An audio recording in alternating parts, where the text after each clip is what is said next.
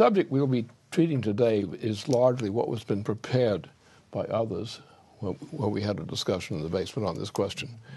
But there's one feature which is specifically my own emphasis, and that is that the great problem when you get into this area, it's actually twofold. First of all, we tend to believe in sense perception.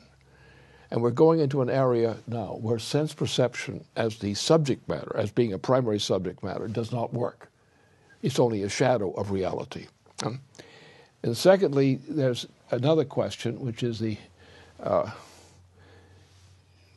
matter of what the subject is. That is, the problem is that our reliance on sense certainty and on projections of what alleged sense certainty gets in the way of understanding. For example, the problem here is that we don't think in terms of the future. People think of the future as a projection of the past, which is why I've been so successful in economic forecasting, because virtually no economist actually treats economics competently.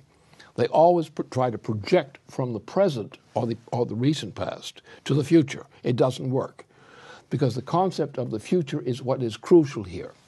And unfortunately, we live in a culture which depends upon sense perception, on using sense perception as a map from which you project.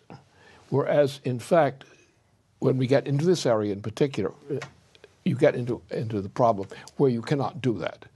Just as all economic forecasting known to me by certified economic forecasters is intrinsically incompetent. It's incompetent because they're trying to project from the past, the future from the past. And that we're now in this area where we're looking at how the future is formed. We no longer believe in sense certainty. We believe in a process. We're trying to determine what the laws are that determine the future, and working through that. And we're going to find ourselves today, either in this session or in the implications of what we're going to discuss today, change your view of the whole business. Don't think in terms of sense certainty. Don't think in terms of trying to project the future from the past. That's why every one of my rivals in economics was intrinsically incompetent, because you have to define the future in terms of the future's own standpoint. And all economists that I know of depend upon projecting from the past. That's why they are incompetent. They have an idea of projecting the future from the past and present, and that does not work in this area. And we find as the more we get into these areas of this kind of physical studies, you have to go to this new area, and they're both going to be involved heavily in that. If I'm useful at some point, I'll participate again. Right, no, for sure. No, I mean, in fact, just that the principle that you use in the economic forecasting, what we'll draw out today is that this really is a principle of the physical universe. This is it's not some clever technique that you've just stuck on top. But what you've drawn out, there's a reason that the approach to economics that you take, physical economics, leads to breakthroughs in the physical sciences. And it's not... Because the question is to define the future. Yes. Not to project the future from the past, but to define the future. Here. Right. And in fact, it's to start to make a distinction between Earth, near Earth, etc. Once you start to now investigate what is the actual physical space-time curvature of the environment that we're operating in, the lines between Earth and space and beyond Earth actually become very blurred. Because what you find is that it's one continuous, structured, developing phenomena, that it's not distinct objects floating in empty space. But what we've come across in the recent period, as we are kind of conspiring to determine what the future of the human species would be, in mapping out the immediate perspective of a Mars colonization, which we based off of a number of phases leading up to that, starting with the development of so-called near-Earth space, onto the development and industrialization of the moon, which would then be the basis for construction and development of materials and ships that would then be the launch point as we extend out to Mars. But just looking at our immediate environment, you come across some very, very interesting phenomena, which gives you an idea of a structuring which comes about as a result of really the intersection of, most immediately, cosmic phenomena and biological processes. That you can never, even whenever you're discussing so-called astrophysics, you can never leave out the phenomena of the principle of life. And what we'll come to is you can most definitely not leave out the principle of intention and creative development, characteristic of the human mind. So here what you've got is what's known as the Van Allen belts, which are effectively thought of as two donut-shaped rings which encircle the Earth. The inner one often discussed as being largely composed of positive electrons or positive protons, etc., and then the outer one, which is largely negative-based. Now, a number of interesting things come up. First off, this is something which is wholly created through the interaction of, one, the Earth's geomagnetic field. Right away, that brings up some very interesting questions, such as why does Earth even have a magnetic field? The popular assumptions about it really don't hold water, because you have, for example, why is it that every other planet in our solar system has a magnetic field where the intervening ones don't?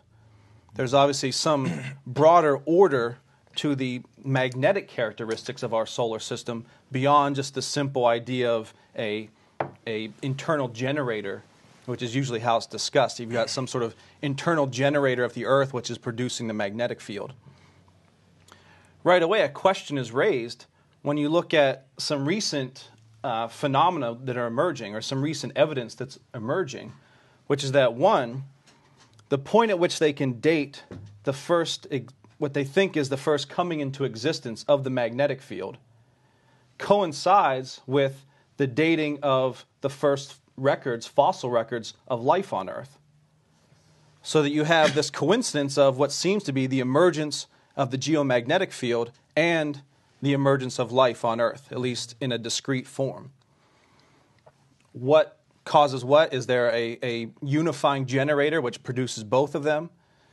Those are still open questions. But what we know is that there's a definite coincidence between the two, between the geomagnetic field and the emergence of life.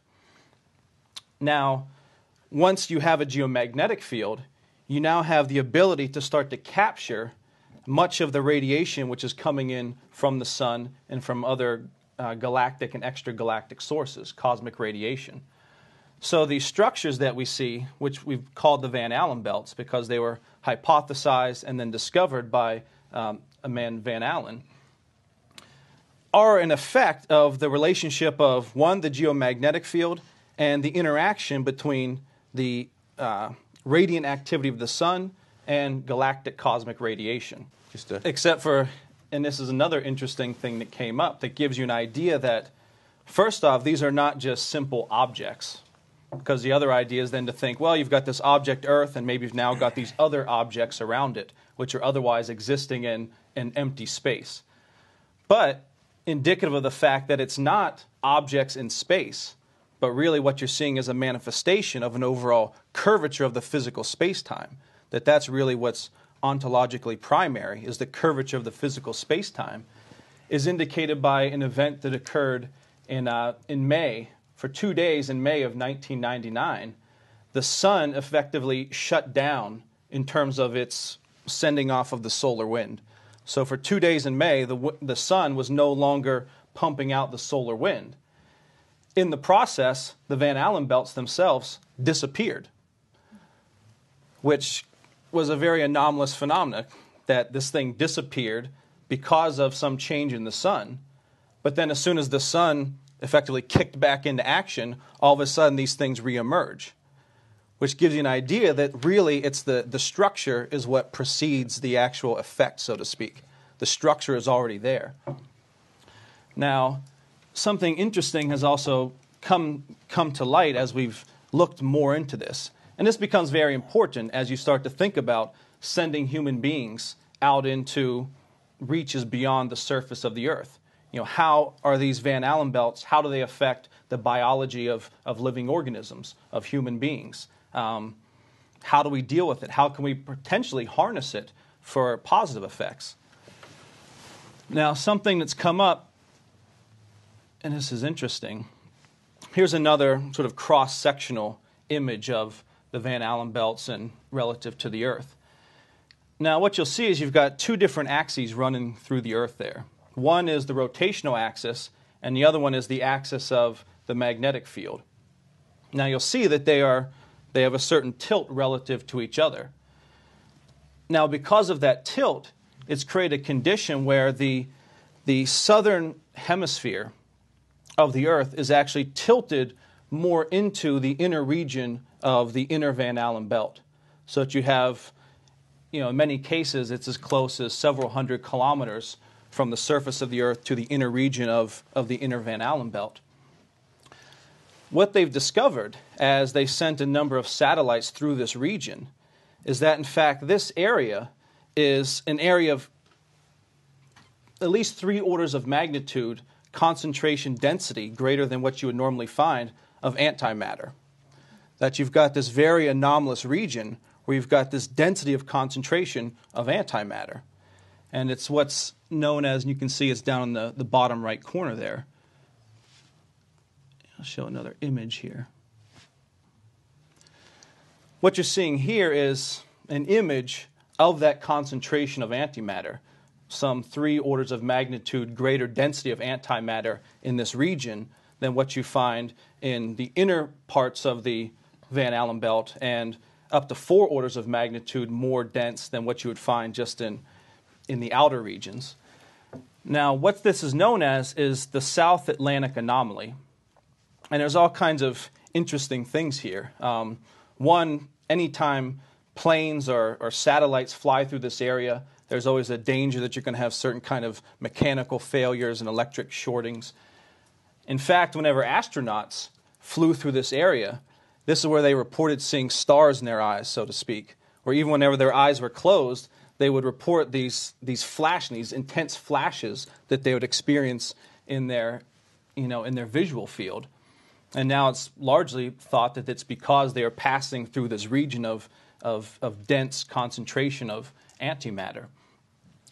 So here you've got, now here's the interesting thing, is that this, again, what you're seeing depicted by this South Atlantic anomaly is, again, not just some sort of object that just happened to pop into existence.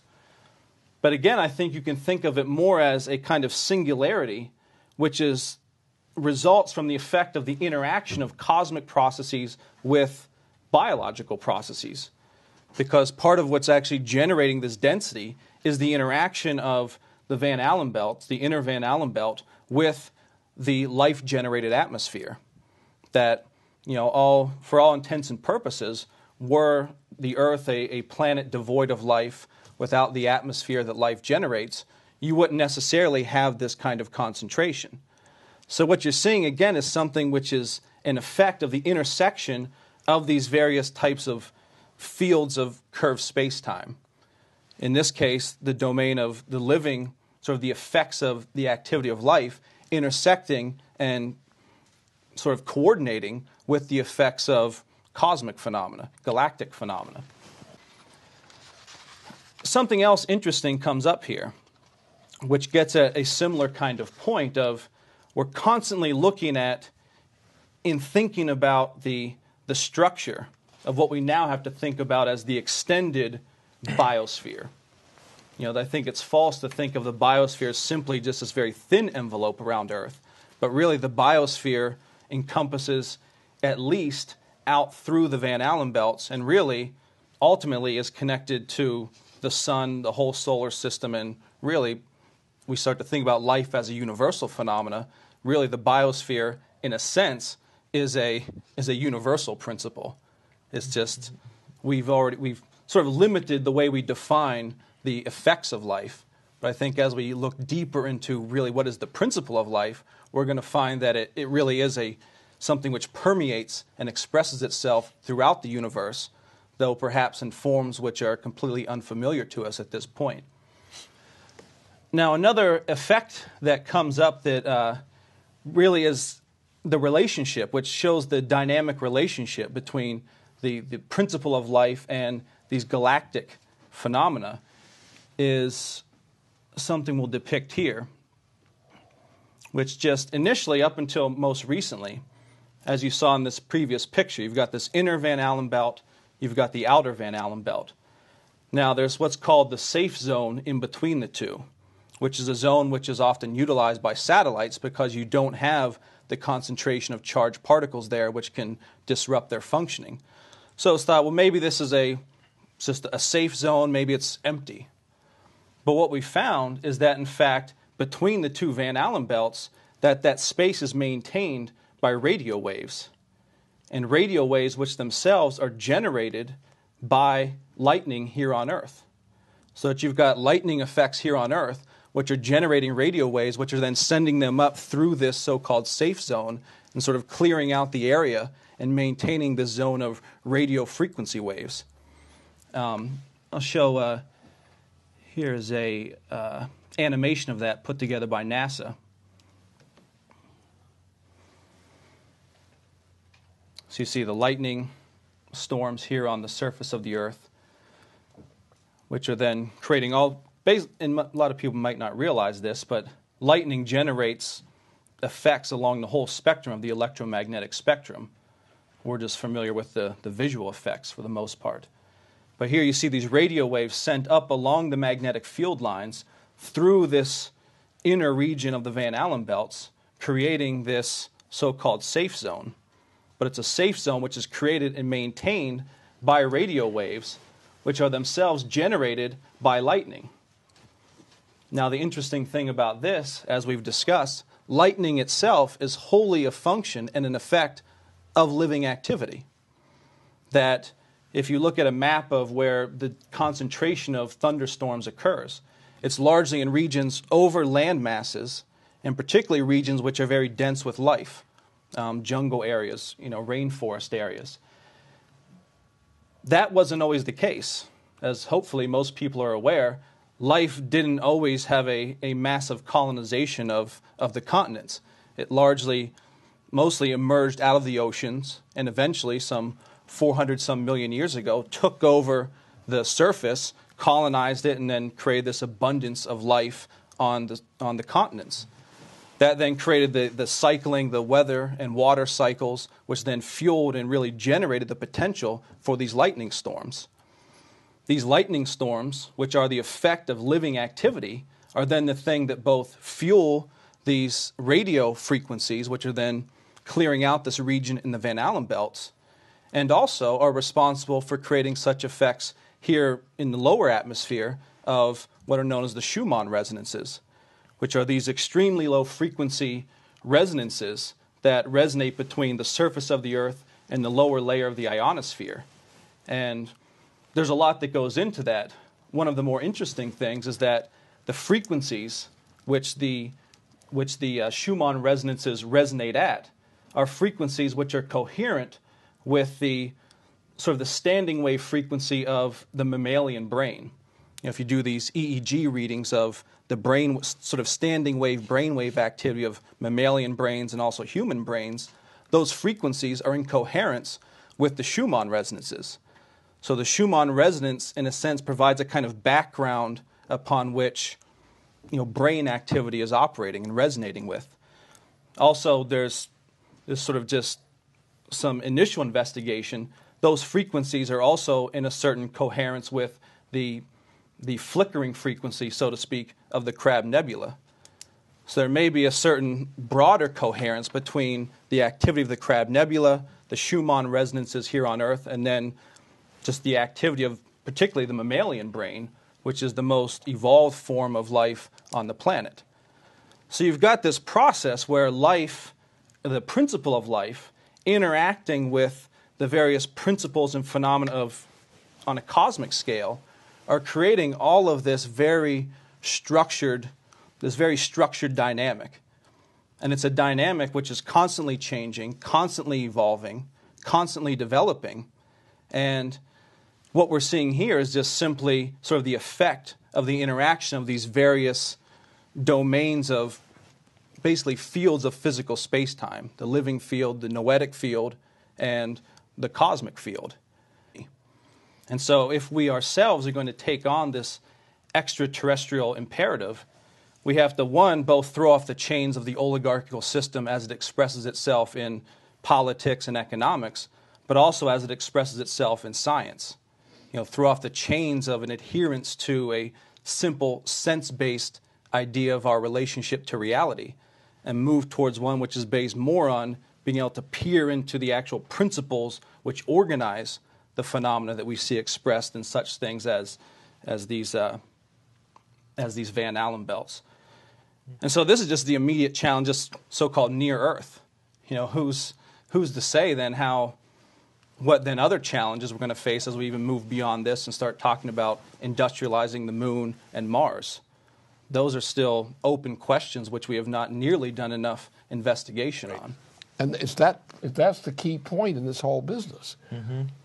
And that's what once we get into this matter-antimatter reaction, our conception of physical space is completely transformed. Mm-hmm. And it's those who are rejecting that, resisting that miss the point. That's why every economist I know who does forecasting does it incompetently. Mm-hmm. Sometimes they do something which does work competently in like analysis.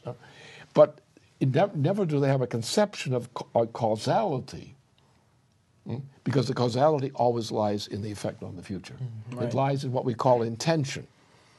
And we think and because people don't understand intention as a future process, they think it's the past acting on the future. Right. Mm-hmm. It's not.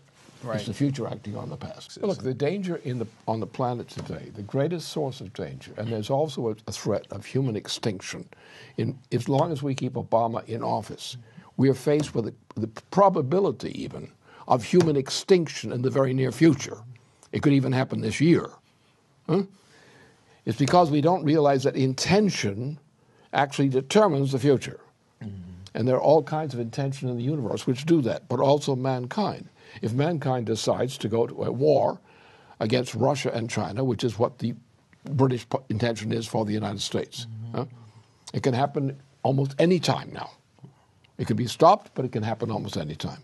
It's the intention which determines the present. Right. And that is not understood. Right. So it's one and the same investigation. Because we've made the point before that what we're looking at in terms of going out into space, colonizing Mars, it's not just one of many options of things we might like to do. It's actually a necessity. It's an extraterrestrial imperative. It's a necessary act on the part of man if we're going to evolve and avoid extinction.